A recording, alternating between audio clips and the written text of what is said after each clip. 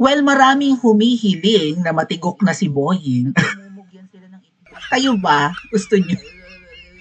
Pero hindi pa naman, buhay pa naman. Okay, magbe-breakfast daw sila bukas kasama si John Vic dahil as proof siguro no na okay pa si Boying Rimulya kasi hindi nga nakikita, hindi nagpaparamdam. So naghihinala ang iba na tigok na kasi malimit naman siya mag-appear, magpa-interview sa media eh. So bakit nawawala, hindi ba? Now we will proceed to the next topic mga kababayan na ito talaga unfortunately may natigok at naghihinala po ang ilang mga kakilala natin na baka ito'y binangbang. Okay? Kasi ngayon, ang nangyayari yata ngayon mga kababayan, kapag ka ikaw ay bumabatikos sa ngiwi administration or dito sa mahilig magmumog ng tubig at itlog, tama ba? Mahilig pa siyang magmumog ng tubig. Tsaka, yung ahas kasi mahilig yun magmumog ng itlog. Nilalaro talaga niya yung itlog ng may baka crush nga niya yung charot. Huwag na lang. Baka kilala pa nga ni Boying yung minumumog na itlog ni nung ahas na sinasabi sa Ate Joy kasi. Ang ate ko kasi na ito sa Japan eh, no? Okay. May isang nategi. Ito, it's not Boying, pero Vice Mayor. And alam nyo, mga ate at kuya, this story actually is kind of happened to our friend and or kakilala and malayong not malayong kamag-anak kasi pinsan ng lolo ko. So, right. So, pinsan, second cousin ang parents ko at saka yung anak nun. And then third cousin. So, nangyari sa sa lola namin, sa third cousin. Okay. Na naglaro or naglinis ng baril and naputukan. Namatay. Tinamaan sa tiyan. Hindi sa bungo, hindi sa mukha, ay di sa dibdib. Parang sa dibdib. Okay? So, nangyari na to sa kakilala namin, pwedeng ito yung totoong kwento. Politiko rin itong namatay. Alam niyo naman, si Cara David humiling na magkandamatay na ang mga kurakot. Kurakot kaya ito? Nagtatanong lang naman, no? Kasi natutuwa ngayon ng mga Pilipino pag nagkakandamatay ang mga politiko. Ilang politiko na ang nagkandategi, di ba? Si Enrile nung nategi, parang hindi naman nagluksa ang Pilipinas. So who's the other one? Si Akop. And then si yung tumalon sa, actually misteryoso ngayon, tsaka parang nakakaawa rin, no? Si Cabral, yung tumalon sa tulay, sa bangin sa Benguet. Baka mamaya, 'di ba? In a way may mga naaawa dahil nga bakit kailangan niyang kitlin ang buhay niya kung talagang tumalon siya dahil malaking bagay sana kung buhay siya at magiging state witness. Marami siyang pwedeng maibulgar. Umamin siya na naging kasabwat, 'di ba? Tanggapin niya yung kanyang pagkakamali, pero ililigtas niya ang Pilipinas. So bakit niya ginurgur ang kanyang sarili? So hati yung opinion ng mga tao kay Cabral na tumalon di umano at namatay nga doon sa bangin ng Benguet. Kasi baka mamaya sinadya rin yung pagkamatay niya or maybe buhay siya and then nagtatago lang. And then there's another one who na nategi bumbong. Sino pa nga? May isa pa eh. And then eto po, Vice Mayor ng Iloilo. Yung Iloilo na yan, very shady yan eh. Sino yung mga kilala nyong politikong taga Iloilo? Comment nyo nga, both dati at saka yung ngayon. Okay? Kasi yung mga politiko ngayon sa Iloilo, medyo pumapangit po ang reputasyon ng Iloilo.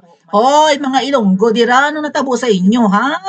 Sad to, kadami isang inyong pangalan kay ginadayaw gid kamo mga Ilonggo kay dira bala naghalin sa inyo si Senadora Miriam. Si Senator Miriam, si late Senator Miriam Defensor Santiago is from Iloilo, mga atit kuya. So, kumbaga, saludo. Even yung mga nandyan sa Kabisayaan, alam nyo bang may parang secret competition or rivalry ang Cebu at Iloilo? Kasi ang Iloilo po, hindi rin papatalo yan sa tourism, katulad ng Cebu. Okay? Sino mga taga Cebu diha? Sino man ang mga Ilonggo dira? O sino ang mga Bisaya diha? Mag-comment gani kamo sa comment section. I-comment nyo kung saan kayo sa Bisaya or kung kahibao kamo gamay sang Bisaya. Comment nyo gani dira. Baka taga Mindanao kayo pero salitang Bisaya rin ang inyong ginagamit katulad ng Davao, 'di ba? And then other parts of Mindanao na Visayan language din ang ginagamit. So, dati po kasi ina-admire ang Iloilo because of Senator Miriam, who else? May mga prominent na tao. Yung Butod, yung Frey Butod. May Butod. Hindi ba may Frey Butod, no? Ay, hindi shady rin yung character ng Frey Butod. Pero, was it just a fictional character though? Yung Frey Butod? Not sure. Pero yun nga, parang taga-Iloilo yung kaya nga Butod ang tawag kay Ilonggo. Gani siya na mag-work ng silingon balakad dako asang iyang tiyan. Anong nangyari? So may rivalry again, no? Cebu kasi maunlad rin ng Cebu versus Iloilo na isa ring maunlad, plus meron nandiyan sa Iloilo yung mga yung mga matatandang churches na na-maintain naman talaga nila, no? And yan yung parang isa sa attraction ng Iloilo, plus dira balahalin ang lapas batchoy nga party kidya ka namin. Tama, sa Iloilo galing yung kilala ang Iloilo for lapas batchoy. Nakatikim na ba kayo ng mga babayan? Iba ang batchoy ng Batangas. Ang batchoy ng Batangas, parang mga laman loob yata. Mga laman loob, pero doon sa Iloilo, ang batchoy nila ay yung parang parang mami. Ang sarap naman talaga mga ate. Namit sang sabaw. Labi na gid kung malayo ng imong pamatsyag bala. Kaayo gid siya. Daw ka nagmadula. Gid ang imong hilanat. Hello sa mga Bisaya. So, eto po si Kiko Barzaga sa kanyang pakikiramay sa namatay na Vice Mayor ng Iloilo. Kasi baka mamaya, ang pagkakaintindi ko sa sinasabi ni Kiko ay baka ginurugor ito para hindi mabulgar ang anomalya ng mga politiko sa Iloilo. Okay? Ay, bakit parang, what the heck? Bakit may feedback? Kanina pa ba yung feedback na yan? Ano ba yan? Sandali! Nakako ng nakakdini. May feedback pala. Ano ba yan? Sabotahe? Cry, oy! Asaan na? Let's listen to Kiko Barzaga, mga kababayan. Hindi nyo sinasabi, kinoment nyo na ba sa comment section na may feedback? May feedback, di ba? Bang nagngangal-ngal ako din. Okay.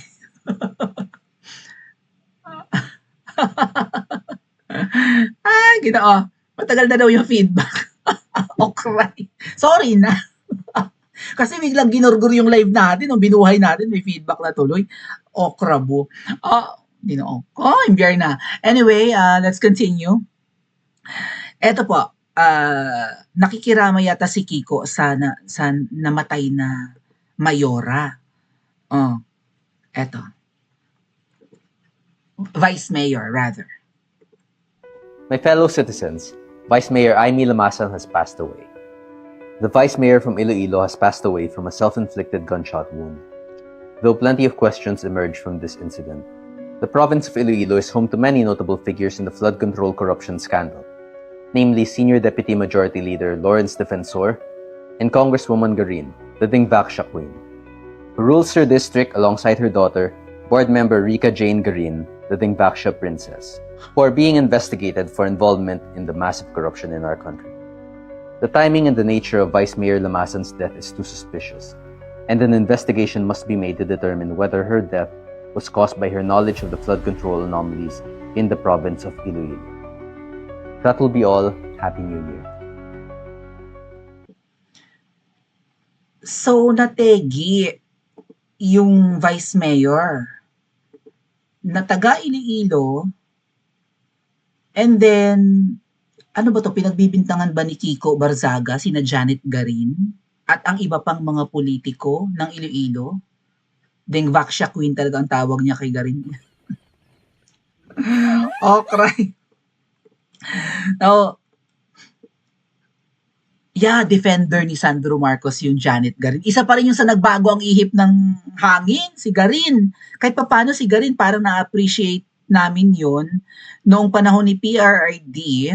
And I think si Garin isa rin sa kumo-question sa prangkisa ng ABS-CBN at bumoto nga yata yan ng yes na huwag bigyan ng prangkisa ang Katol Network.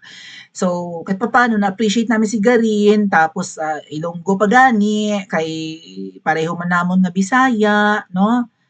O galing kay kan, why gid ko yan nanamian sa iya magpamati, wala kung siya nagahampal, kung naga-speech. Nang panyo ko, ang ibig ko sabihin mga kababayan, hindi ako, parang nakakatamad siyang pakinggan. Ang Iloilo, aside from being a rival of Cebu when it comes to economy, well, iwan kasi yung ibang provinces ng talo nila ng Cebu at saka ng Iloilo, ang ibang provinces ng Visayas. Maunlad yan, ang Aklan nga na may Boracay Island, talong-talo nung mga yan, di ba? Kasi maliit lang ang Aklan. And Capiz, ayun nga, tainted with galupad-lupad pala sa gabi. Ay, ang Iloilo man gani, may tenyente mo.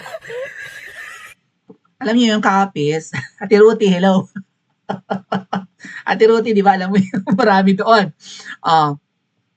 And yeah, boom yung economy and kilalang prosperous ang Iloilo, plus meron silang UP, ayun may SM nga ako nakita. Oh yeah, that was the first SM na napuntahan ko sa buhay ko. Talaga? Was it? I think so. SM City Iloilo? Maybe. Nakarating na ako ng Iloilo mga kababayan eh. Nag-compete kami dyan sa, I think they have West Visayas State University, and then meron silang UP Iloilo. So kung saang lugar na may UP, mataas ang pagtingin namin, ganoon kami, no? And Iloilo has University of the Philippines. So sabi ko, ay bongga talaga. Ang mga kaibigan namin noon, mga matatalino, no, mga prominenteng pamilya, dadayo talaga ng Iloilo for their education, if not in Manila. Okay? Or maybe abroad kung talagang mayaman. Pero yung mga Bisaya, kapag diyan ka pumasok sa Cebu and Iloilo, ay saludo talaga. Iiwanan mo yung probinsyang pinanggagalingan mo at pupunta ka sa dalawang lungsod or syudad na yan. So, sinasaluduhan talaga ng mga anak ng mga prominenteng pamilya, ganyan.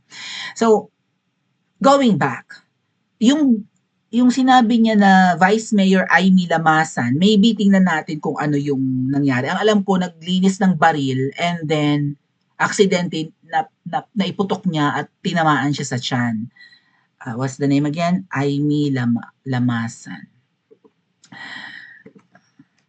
Vice Mayor Aimee Lamasan. Ba't Aimee Cruz ang nakalagay? Oh, yan. Sige. Oh. Dueñas? Ay! Daw tirig balahalin si Tenyente mo sa Dueñas.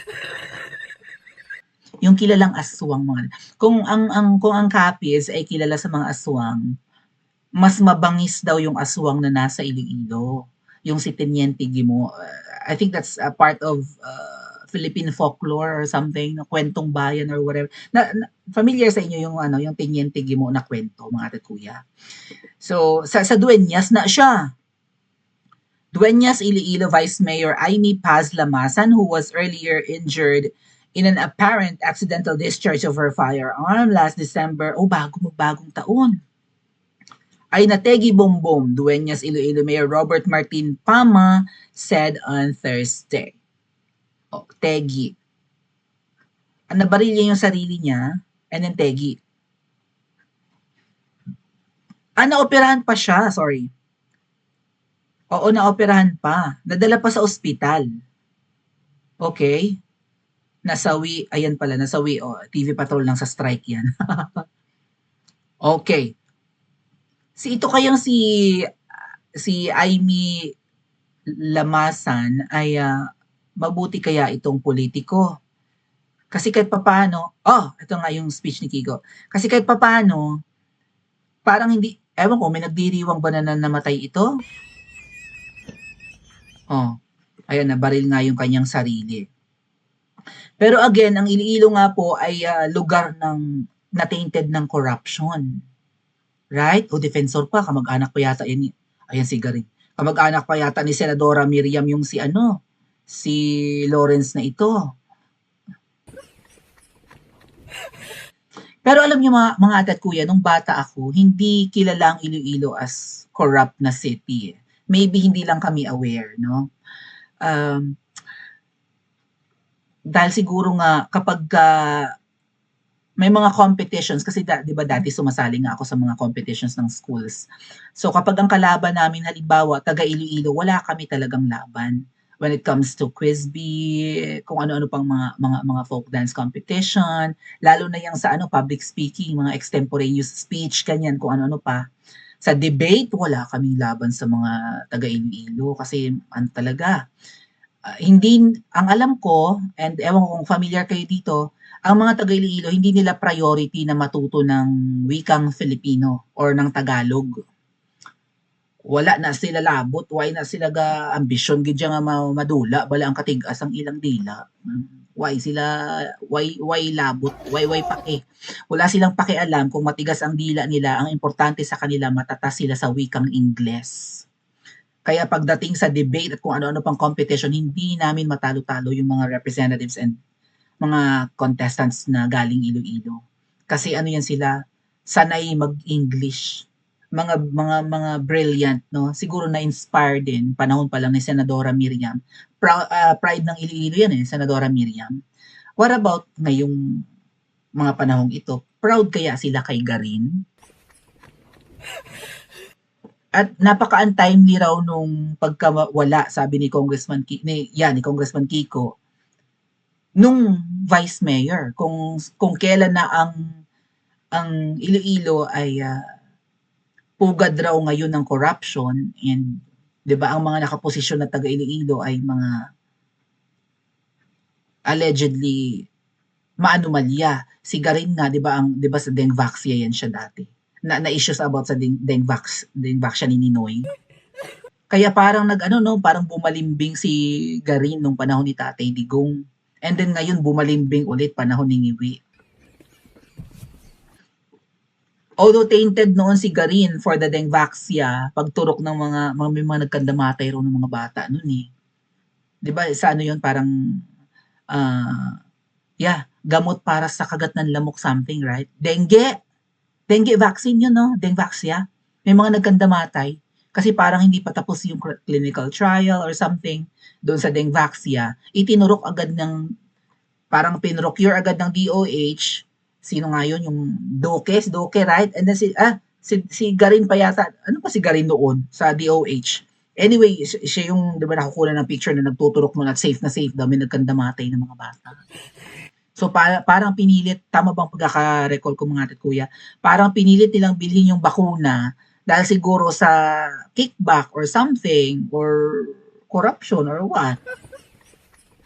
Tapos dinisregard yung safety ng gamot, nagkandamatay yung mga bata. May mga namatay nun sa Dengvaxia. Tama ba ang pagkakaalala ko? Kasi baby pa ako nun eh. Nene pa ako, 16 lang ako ngayon eh. So, panahon nyo yata yun, no? Yung Dengvaxia. Tama ba? Yung binanggit ko kanina mga kababayan, may kakilala kami na namatay dahil daw nililis lang yung baril. Babae rin. Bisaya rin. Pero ang totoo pala mga ate at kuya, nag-away silang mag-asawa and then nag-agawan, parang nagkatutukan. Okay? Yung mag-asawa. Kamag-anak namin to malayong kamag-anak. Nagkatutukan, tapos nag-agawan, naiharap kay babae yung baril. Tinamaan. What if ganyan yung nangyari? Sino kaya yung saksi, no? Sa aksidenteng pagkakabaril ng vice mayor sa sarili niya? Sino kaya yung kasama niya sa bahay? Asawa ba niya? Mga anak? Kasambahay? What if kaya pala siyang i-revive? Right? Ang daming sitwasyon, no? What if kaya naman pala siyang mabuhay, mga kababayan? Nadala pa sa ospital eh. Sa tiyan tinamaan. Anong vital organ sa tiyan ang pwedeng ikamatay niya? Abdo, lapay, ano pa? Kidney, bato, right? Hindi naman yata sa lungs or sa dibdib tinamaan, hindi rin sa puso. So, baka kaya pa. Tapos ang Iloilo kahit paano, bongga yung mga ospital dyan Plus, ang congresswoman na taga riyan, di ba? Mukhang associated naman sa health. Si Garin nga. What if nabulungan yung kung saan man siya dinalan? Huwag niyo nang anuhin, huwag niyo nang ibalik pa yan. Alam niyo na. Go na, yain na. We don't know. Pero naghihinala si Kiko. So, siguro, hindi makapag-celebrate ngayon ng mga Pilipino na may politiko na namang namatay kasi baka, right? Unless kilala kang personalidad na masama. Kung halimbawa matitegi sino kaya? Halimbawa, aksidenteng malaglag sa hagdanan si Ngiwi, matutuwa tayo, right? Kung halimbawa si De Lima, right, na nasubsob sa saba, na bulunan, na bilaukan, tapos hindi natanggal sa batok, sa lalamunan rather, bumara doon, matutuwa ba tayo mga ate? Ito kasi hindi masyadong popular yung vice mayor ng, syempre, local politician, pero naghihinala si Kiko eh. Tamo mo lang natutuwa, sad yung reaction ng mga netizen. Ayan To, sad rin wala, kasi usually mga kababayan, pag politiko at namatay, ang reaction ng tao, tawang-tawa. Lalo kung sikat kang politiko, tapos tarantado ka. Lalo na kung congressman ka, right? Tapos, may ghost projects. Or masyado kang kiss-ass sa Bembang administration. Ay, nagsiselebrate ang mga Pilipino kung may masamang mangyayari sa iyo. Ito kayang taon, mga kababayan, ng 2026. Magiging paborable kaya ito sa atin? Ang mga magkakandamatay kaya ay itong mga nakinabang sa mga delivery ng mga mali-maletang pera? Or ang magkakandamatay ay ang mga pwedeng maging whistleblower? Maybe Cabral was supposed to be a whistleblower if she's gone already. What about this one? What if siya mag-i-expose sa anomalya sa Iloilo? Kasi pumapangit ang reputasyon niya ng Iloilo, mga kababayan. Unlike nung mga nakaraang panahon na saludo kaming lahat sa Iloilo, or ang mga, 'di ba, ang familiar sa Iloilo na 'yan, ngayon parang painted na eh. Kahit yung mga magaganda, malapalasyong mga bahay sa tabing ilog or tabing dagat dyan, na di umano yung mga kinamkam na pera ng mga politiko, ang pangit ngayon ng reputasyon ng Iloilo. So, sino ang mga dapat mategi? Ang mga magbubulgar ng korupsyon o itong mga involved sa korupsyon? Paki-comment nga po sa comment section at panoorin ang next video na makikita sa ating screen.